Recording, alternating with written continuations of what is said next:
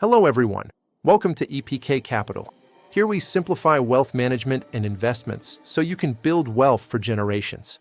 As a bonus, I have created an in-depth guide to the 7 costly tax traps for high net worth NRIs, a strategic report on avoidance and compliance. You can download it simply by clicking on the link in the description. Let's get started now. Good morning, everyone. Welcome back to the channel. Today is Wednesday, December 3rd, 2025. And if you were worried about the market sell-off earlier this week, take a deep breath. The bulls are back in town. In the last 24 hours, we've seen a major turnaround in global sentiment.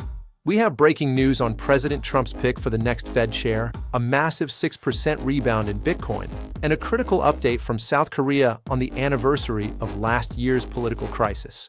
We're breaking down everything you need to know to trade the rest of the week. Let's dive in. First, let's look at the scoreboard. It's a sea of green out there as Wall Street shakes off the December blues. The Dow Jones is leading the charge today, up about 0.39%, sitting comfortably above 47,400. The S&P 500 is grinding higher, up 0.25% to roughly 6,830. But the real story is the tech-heavy Nasdaq, which has jumped nearly 0.9%. Investors are rotating back into semiconductors and AI plays after a brief cool-off. Over in Asia, it was a blowout session for Japan. The Nikkei 225 closed up 1.14%, knocking on the door of the 50,000 level. And in Europe, things are a bit more mixed. The FTSE 100 in London is flat to down slightly, losing about 0.1%, while the German DAX and French CAC 40 are seeing modest gains. Now, let's talk about the biggest macro driver of the day, the Federal Reserve. President Trump made some major comments just a few hours ago that have traders buzzing. He confirmed that he plans to announce his nominee for the next Federal Reserve chair early in 2026. Remember, the market loves certainty, and this timeline gives us a clear runway. But here's the kicker. Trump explicitly teased Kevin Hassett, the current director of the National Economic Council, as a top contender. During a cabinet meeting, Trump pointed to Hassett and called him a respected person and a potential chair. Why does this matter? Hassett is seen by the market as a dove, someone who favors lower interest rates and deregulation. The mere hint that Hassett is the frontrunner sent yields stabilizing and gave equities the green light to rally. The market is pricing in a friendlier Fed in 2026, and that is huge for risk assets. On the geopolitical front, we have 2 major stories impacting risk sentiment today. First, South Korea. Today, December 3rd, marks exactly 1 year since the shocking martial law declaration that rocked the world in 2024. There was a lot of fear heading into today that we might see fresh instability or massive protests. But the good news? It's been relatively calm. President Jae-myung, who succeeded the ousted Yoon Suk-yeol, addressed the nation today, declaring that South Korean democracy has overcome the crisis. The Kospi index stabilized, and the won held its ground.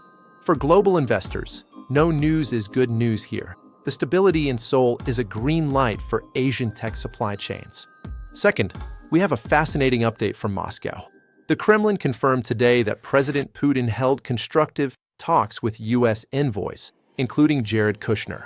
While they didn't strike a deal on Ukraine, the fact that high-level dialogue is happening is being viewed by the market as a de-escalation signal. It's early days, but any step away from conflict is a step toward lower oil prices and higher stock valuations. I also want to touch on France. You might be seeing headlines about French government collapse floating around. It's important to clarify the timeline here because the algorithms can get confused. Remember, it was exactly this week last year, in 2024, that the French government faced that historic no-confidence vote.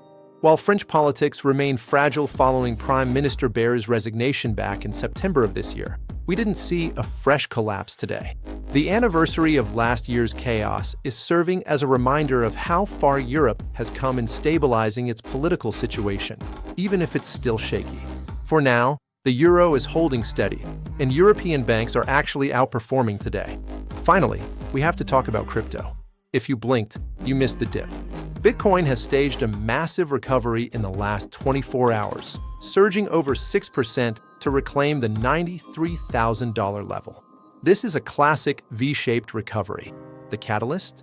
It's a mix of the Trump trade reigniting with that Hassett news and simply oversold technicals. But Bitcoin isn't alone. Ethereum is actually outperforming, up nearly 10% and reclaiming the $3,000 mark. Traders are front-running the upcoming Fusaka upgrade, which is expected to improve scalability. We're also seeing double-digit gains in Solana and XRP. The risk appetite is back, and the liquidity tap seems to be opening up again. So, what should you be watching for the rest of the day? All eyes are on the data. We are waiting for the ADP employment numbers and the ISM Services PMI. The market is currently betting on a Goldilocks scenario, data that is strong enough to prevent recession fears, but soft enough to keep the Fed on track for cuts. If those numbers come in hot later today, we might see some volatility, so keep your stops tight. That's your detailed market report for December 3rd, 2025. The key takeaway: the political headwinds from Korea and France are fading, Trump is signaling a dovish Fed, and crypto is leading the charge higher. If you found this update helpful, would you like me to create a deep dive video specifically analyzing the potential impact of Kevin Hassett as Fed chair on your portfolio? Let me know in the comments below. Don't forget to like and subscribe so you don't miss tomorrow's update. I'll see you in the next one.